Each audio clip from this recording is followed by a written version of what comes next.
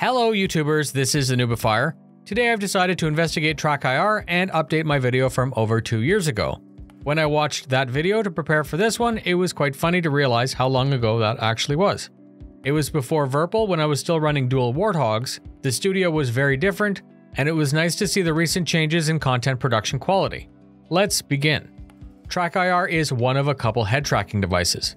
There are always some comments that say it's pretty expensive compared to Voip and other options at its price of $150 US. Voip is free if you already own a webcam, but some very cheap cameras will operate poorly, and it gets worse if you try to play in a darker room. Many people have many opinions and experiences with head tracking. They're all good and bad in their own ways. I happen to own this one, and it's never given me a reason to seek out something else. I welcome you to please post your experience with alternatives in the comments such as Voip, Toby, TrackHat, and others.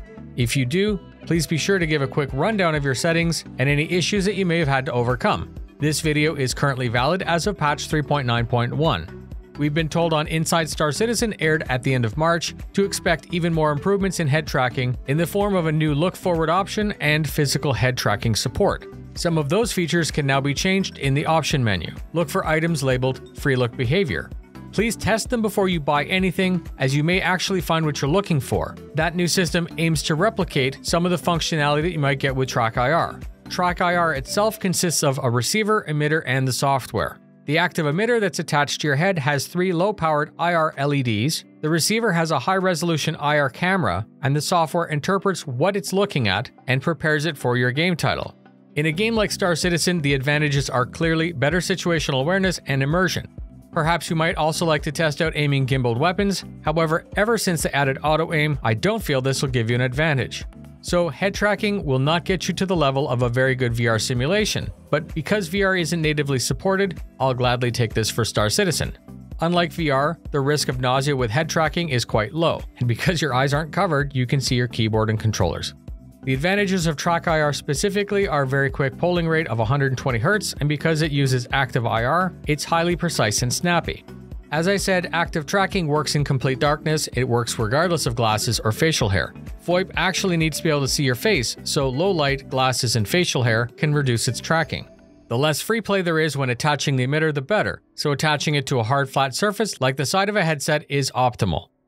The emitter I'm using is a wireless rechargeable loop clip, and I have it attached to the headset with Velcro. This emitter can operate for 48 hours non-stop when fully charged. If you already own some form of webcam, Voip can be seen as a free alternative for head tracking.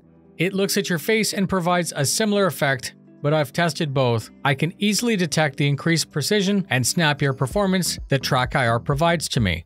Setup is simple. Install the software, place the receiver on top of your monitor, attach the emitter. The sensor should be placed in line with the emitter, then set a binding to calibrate it, which is to reset the center point, and I also like to have a pause track bound as well. Both of those are bound to my Stream Deck.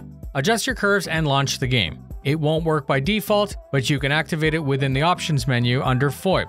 I prefer to pause the tracking when walking around and only unlock free tracking when I'm seated and ready to fly.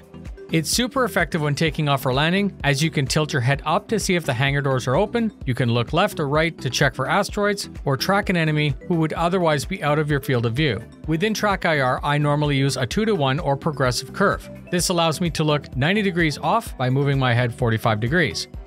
And that's it. The point of this video was really just to test the water and to show you a possible feature that you may not have seen before. Thank you very much for spending your time with me. Please take the time to share your experience with other solutions. Fly safe, and I'll see you in the verse.